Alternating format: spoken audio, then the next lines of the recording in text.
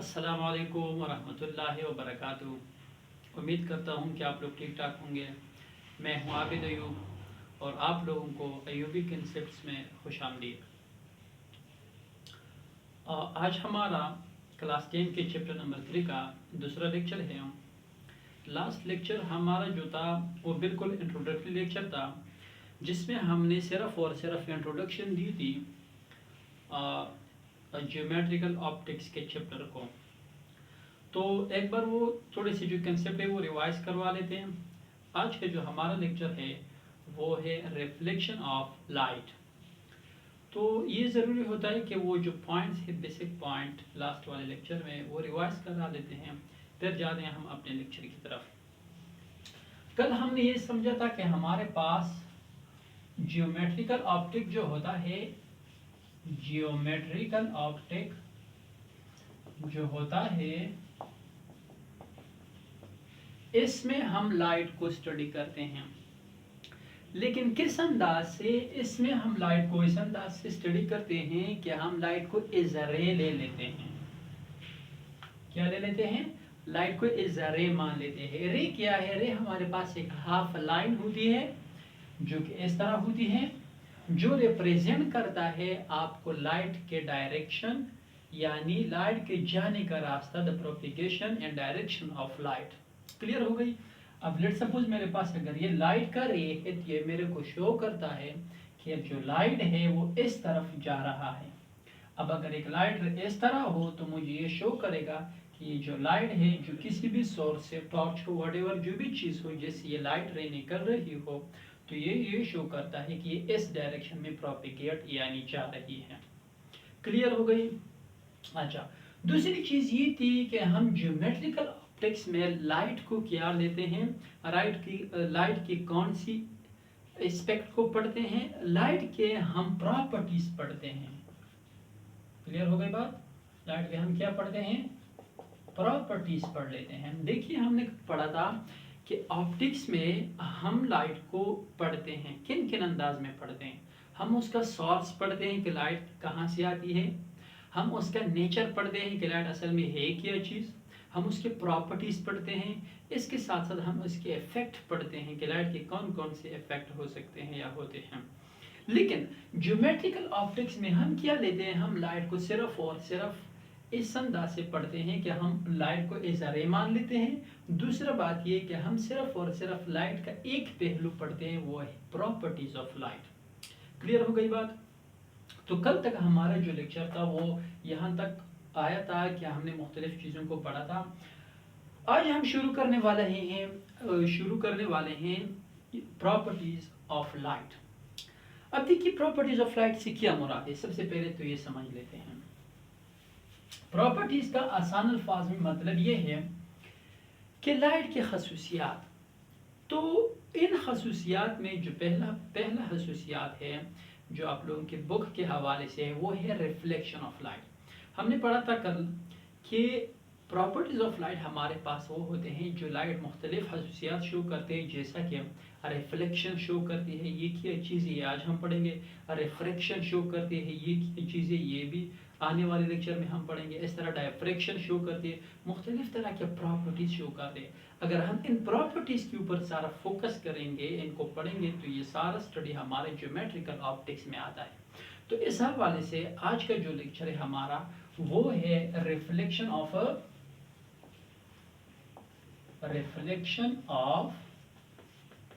Light. तो आज हम इस हवाले से पढ़ेंगे कि रिफ्लेक्शन ऑफ लाइट क्या चीज़ है। देखिए, रिफ्लेक्शन ऑफ लाइट को जानने से पहले सबसे बुनियादी चीज़ ये होती है कि हम ये समझें कि मीडियम क्या चीज़ होती है, क्योंकि किसी भी टॉपिक को समझने के लिए कुछ बुनियादी चीज़ें होती है ना, वो क्लियर करने ज़रूरी होते हैं। तो इस अंदाज से क्या करते हैं कि हम सबसे पहले मीडियम को समझ लेते हैं कि ये मीडियम क्या चीज़ होती है। चलो समझ लेते हैं। मीडियम हमारे पास एक मटेरियल होता है। कौन सा मटेरियल? हमारे पास वो मटेरियल होता है जिसमें से कुछ चीज पास हो सकती हो एक पॉइंट से दूसरे पॉइंट तक। चलो देख लेते हैं। इट इज अ मटेरियल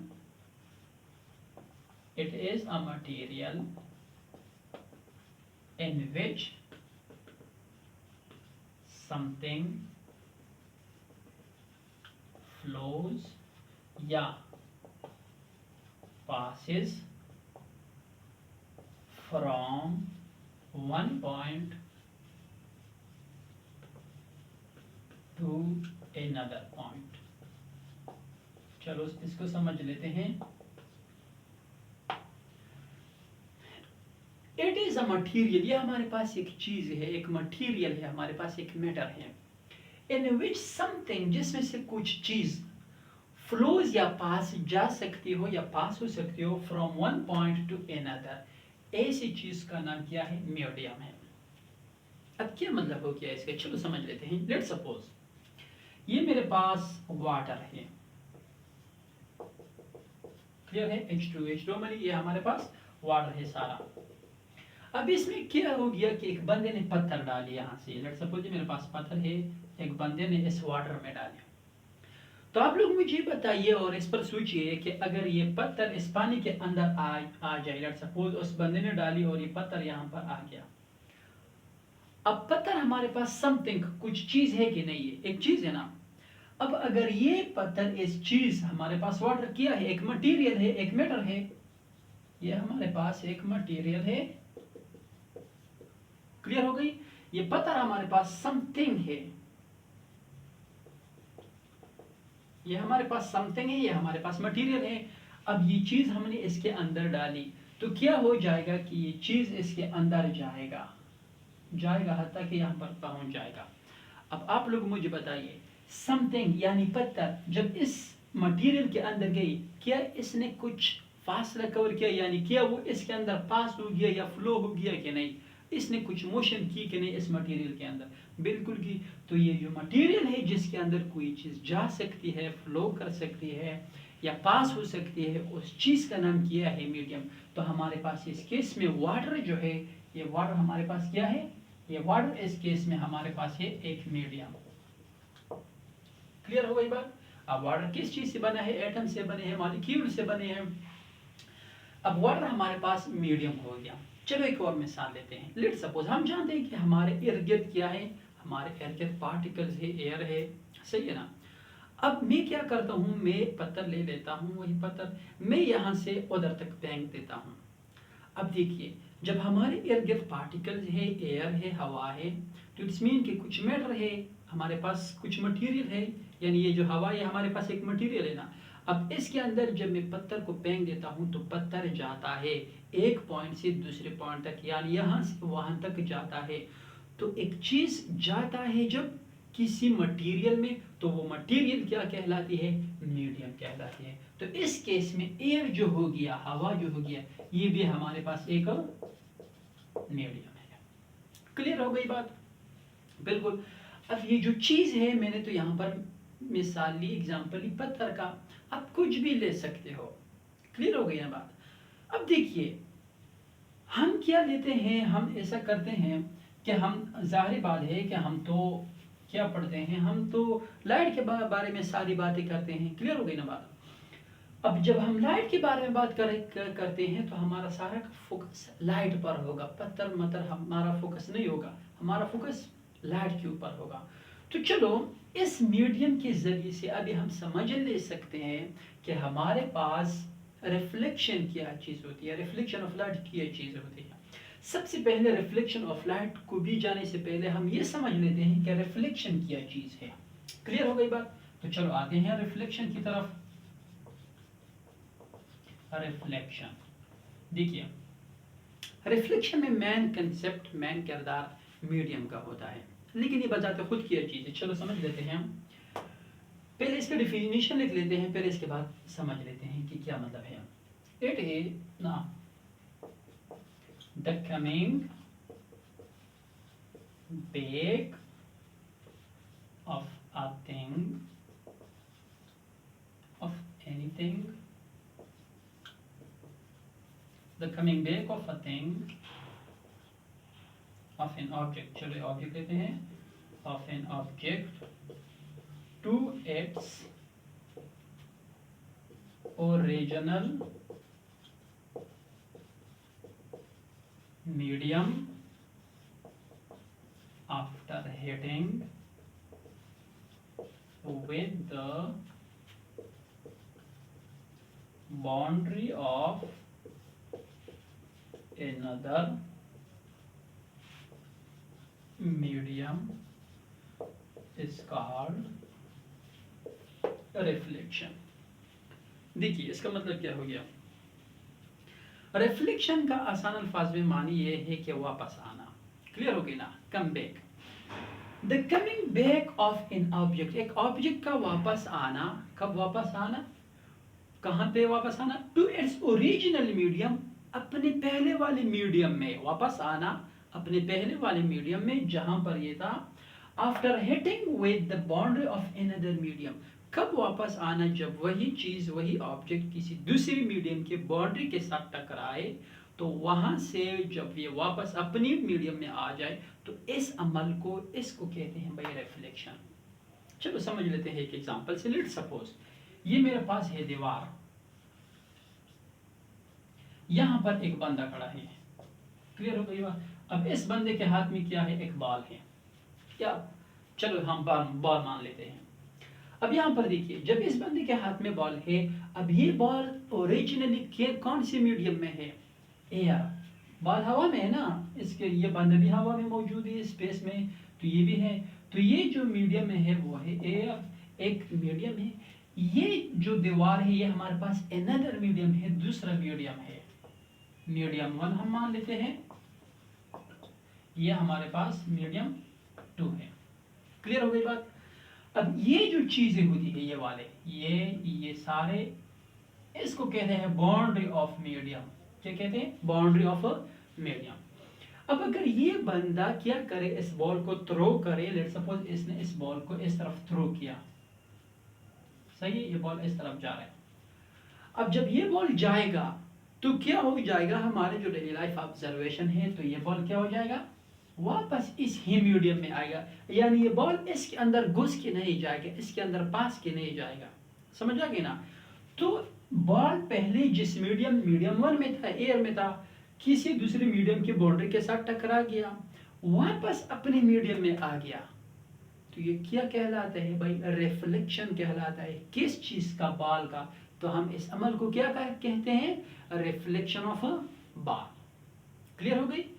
किसी भी ऑब्जेक्ट का किसी एक मीडियम से जाना दूसरे मीडियम में, दूसरे मीडियम के बाउंड्री के साथ टकरा के वापस आना, इस चीज को कहा वापस अपनी मीडियम में आना, इस अमल को कहते हैं रिफ्लेक्शन। और अगर बाल का हो तो रिफ्लेक्शन ऑफ बाल, अगर पत्थर का हो तो रिफ्लेक्शन ऑफ स्टोन, वगैरह वगैरह। क्लियर हो गई बात। अब हम पहुंच चुके हैं भाई रिफ्लेक्शन ऑफ लाइट की तरफ। अब आप खुद ही सोचिए कि रिफ्लेक्शन ऑफ लाइट क्या चीज होगा। रिफ्लेक्शन ऑफ लाइट भी वही चीज होगा कि अगर आपके पास लाइट पहले एक मीडियम से में है, जब ये किसी दूसरे मीडियम के बाउंड्री के साथ टकराता है, वापस पहले वाले मीडियम में आता है। अगर लाइट हो, बाल ना हो, पत्थर ना हो, लाइट हो, तो इस अमल को कहते हैं भाई रिफ्लेक्शन ऑफ लाइट।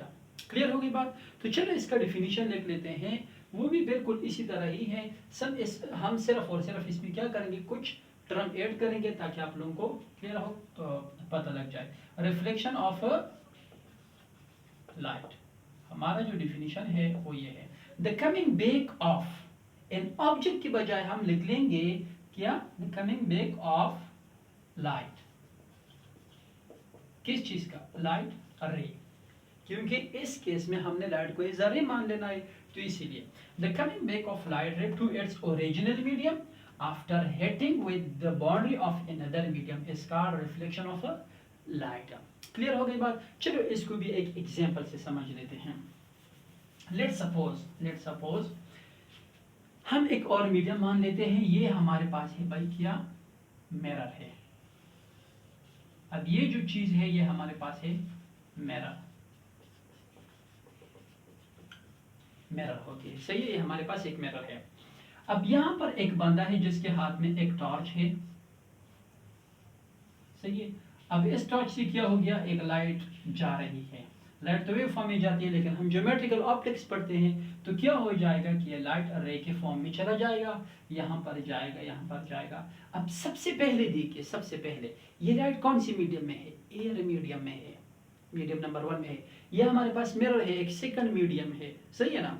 अब ये जब ये लाइट रे इस तरह जाती है, इस मिरर के साथ जब ये टकराता है, हिट हो जाता है जब ये लाइट रे, तो क्या हो जाता है, तो ये वापस अपनी मीडियम में आ जाता है। ये सारा हमारे पास एयर है, सही है ना, मीडियम है, ये हमारे पास सेकेंड मीडियम है। तो कमिंग बैक ऑफ लाइट रे का वापस आना, कब वापस आना, after hitting the boundary of the second medium या ऑफ अनदर मीडियम। इस मीडियम के बाउंड्री के साथ टकराने के बाद जब ये लाइट रे वापस आती है, तो इस अमल को क्या कहते हैं, reflection of a light. Clear हो गई, कंफ्यूजन तो नहीं है। अच्छा जी, अब देखिए जो भी चीज़ हम एक्सप्लेनली पढ़ते हैं, वजाहत से पढ़ते हैं, तो जाहिर बात है हमने कुछ बेसिक पॉइंट्स देने हैं। अब ये जो बात हमने की, ये तो आप यूँ ही समझ सकते हो कि कहानी सी हो गई ना। अब हमने यहाँ पर कुछ बेसिक पॉइंट्स, कुछ बेसिक टर्म्स हमने इंट्रोड्यूस करने होते हैं कि इसके बेस पर हमारा जो फर्दर एक्सप्लेनेशन होगा रिफ्लेक्शन के हवाले से, वो इजी हो जाए। क्लियर हो गई ना बात। तो चलो हम लिख लेते हैं, क्या लिख लेते हैं कि बेसिक टर्म्स या basic concept of reflection, basic terms and basic concept of reflection. तो चलो लिख लेते हैं basic terms of reflection of light. अच्छा, आ जाइए इसकी तरफ। कुछ बेसिक टर्म है हमारे पास किसके, reflection of light. Reflection of light को हमने समझा। अब इसमें किया हमारे पास कुछ टर्म्स है। अब इन टर्म्स को हम किस तरह अंदाज से समझ लेते हैं, डायग्राम की मदद से समझ लेते हैं, ताकि हमें क्लियरली समझ आ जाए कि ये असल में क्या चीज़ है। तो चलो एक डायग्राम ड्रा कर लेते हैं किस चीज़ का, रिफ्लेक्शन ऑफ लाइट का। अभी हमने समझा, लेट सपोज ये हमारे पास है, एक मिरर है हमारे पास, यहां से एक क्या हो जा रही है, यहां से एक लाइट रे जा रही है। अब हम जानते हैं कि मिरर से क्या होता है, लाइट रे रिफ्लेक्ट होती है, यानी लाइट रे क्या करती थी, रिफ्लेक्शन हो शो होती है यहाँ पर। तो जब ये लाइट रे इस मिरर के साथ टकराते हैं, तो क्या हो जाता है कि ये लाइट रे वापस इस मीडियम में आते हैं, और ये पूरा का प्रोसेस क्या है, रिफ्लेक्शन ऑफ लाइट, लाइट का वापस अपनी मीडियम में आना। यहाँ तक बात क्लियर है। अब हमारा जो बेसिक पॉइंट्स की जो बात है वो यहाँ से शुरू होती है। अब देखिए, जो लाइट रे जा रही है toward another medium for hitting, टकराने के लिए जो भी रे जा रही है किसी दूसरे मीडियम की तरफ, तो वो रे आपके साथ कहलाती है इंसिडेंट रे। अब हमारे पास कौन सी रे जाती है, शाबाश सोचिए, किसकी तरफ, दूसरे मीडियम की तरफ। जाहिर बात है यहाँ से लेकर ये वाली जो रे है, ये जाती है ना इस मिरर की तरफ। मिरर हमारे पास सेकंड मीडियम है टकराने के लिए। तो ये जो लाइट रे है, इसको कहलाते हैं भाई क्या, इंसिडेंट रे। क्लियर हो गई, डेफिनेशन इसके क्या बन जाएगा, वो रे जो जा रही हो दूसरे मीडियम की तरफ, किसके लिए, टकराने के लिए, हिट होने के लिए, इस रे का नाम है इंसिडेंट रे। ये आपके पास एक पॉइंट हो गया। सेकंड पॉइंट, वो रे जो वापस आ रही हो अपनी मीडियम में, ओरिजिनल मीडियम में, किसके बाद, टकराने के बाद किसी दूसरे मीडियम के बाउंड्री से, उस रे का नाम है रिफ्लेक्टेड रे। अब कौन सी रेशा वापस आ रही है, तो यहां से लेकर ये जो रे है ये हमारे पास आ रही है वापस अपनी मीडियम में, तो इस रे का नाम क्या होगा, रिफ्लेक्टेड रे।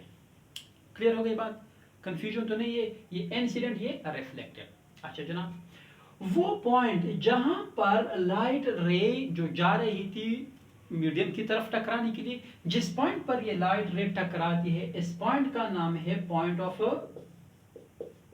कांटेक्ट। तीन चीजें हमारे पास आ गई, इंसिडेंट रे जो जा रही हो, रिफ्लेक्टेड रे जो वापस आ रही हो, पॉइंट ऑफ कांटेक्ट की चीजें जहां पर लाइट रे हिट हो रही हो किसी दूसरे मीडियम के बाउंड्री पर। क्लियर हो गई बात। अच्छा, अब हमारे पास एक तीन चीजें बाकी हैं। तीन चीजों को जाने से पहले हम नॉर्मल लाइन को समझ लेते हैं। याद रखिए, नॉर्मल लाइन क्या चीज है।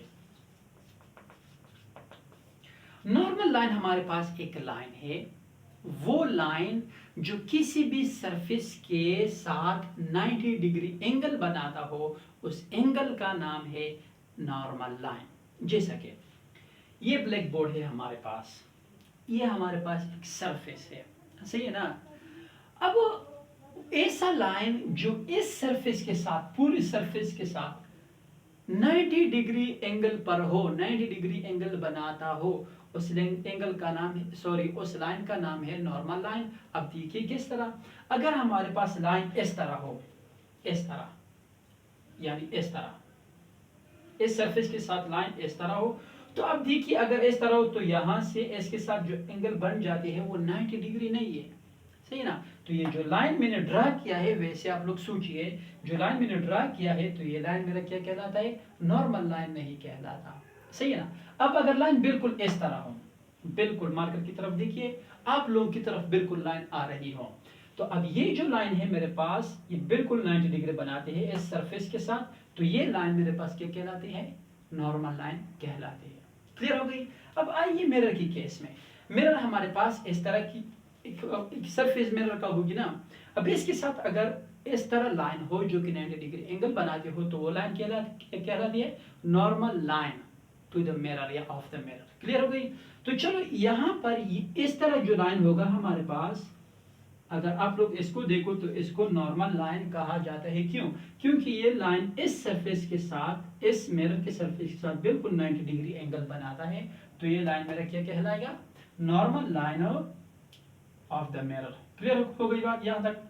अच्छा जना, हमारे पास चार चीजें आ गई, incident point, reflected ray, point of contact, normal line. दो चीज बाकी है जो कि बड़ी अहम है।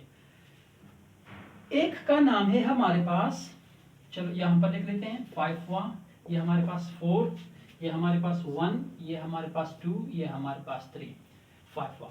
फिफ्थ का नाम है हमारे पास इंसिडेंट एंगल। इंसिडेंटल एंगल किस चीज से रिप्रेजेंट होती है, थीटा आई से। इंसिडेंट एंगल इट्स मीन कि हमारे पास एक एंगल होगा, लेकिन कौन सा एंगल होगा, वो एंगल जो इंसिडेंट रे और नॉर्मल लाइन के बीच वाला जो एंगल हो, उस एंगल का नाम क्या है, इंसिडेंट एंगल। देखिए नाम से जाहिर होता है ना, वो एंगल जो इंसिडेंट रे और नॉर्मल लाइन के बीच हो, उस एंगल का नाम क्या है, इंसिडेंट एंगल। तो ये वाला जो एंगल हमारे पास होगा, ये वाला इंसिडेंट और नॉर्मल लाइन के बीच का एंगल है, तो इस एंगल का नाम क्या होगा, इंसिडेंट एंगल। क्लियर हो गई बात। दूसरा यानी छठा जो हमारे पास लास्ट पॉइंट है, वो है रिफ्लेक्टेड एंगल। क्या है, रिफ्लेक्टेड एंगल किस चीज से रिप्रेजेंट होती है, थीटा आर से रिप्रेजेंट होते हैं। नाम से जाहिर होता है, वो एंगल जो रिफ्लेक्टेड रे और नॉर्मल लाइन के बीच हो, उस एंगल का नाम क्या है, रिफ्लेक्टेड एंगल। तो हमारे पास ये वाला जो एंगल होगा, ये मेरे पास थीटा आर होगा। क्यों, इसीलिए कि हमारे पास ये रिफ्लेक्टेड और नॉर्मल लाइन के बीच वाला एंगल है। क्लियर हो गई बात। अच्छा चलो अब इन्हीं पॉइंट्स को अच्छे अंदाज से लिख लेते हैं, ये तो वैसे रफ फॉर्म में लिख लेना ताकि हमें और क्लियर हो जाए, इनके नाम मालूम हो जाए। अब देखिए हमारे पास पहला जो नाम है वो है इंसिडेंट रे। हमने पढ़ा कि वो रे जो किसी मीडियम की तरफ जा रही हो टकराने के लिए। दूसरा रिफ्लेक्टेड रे। क्लियर हो गई बात। वो रे जो किसी मीडियम से वापस जो अपनी ओरिजिनल मीडियम में आ रही हो, कब, किसी दूसरी मीडियम के बाउंड्री के टकराने के बाद।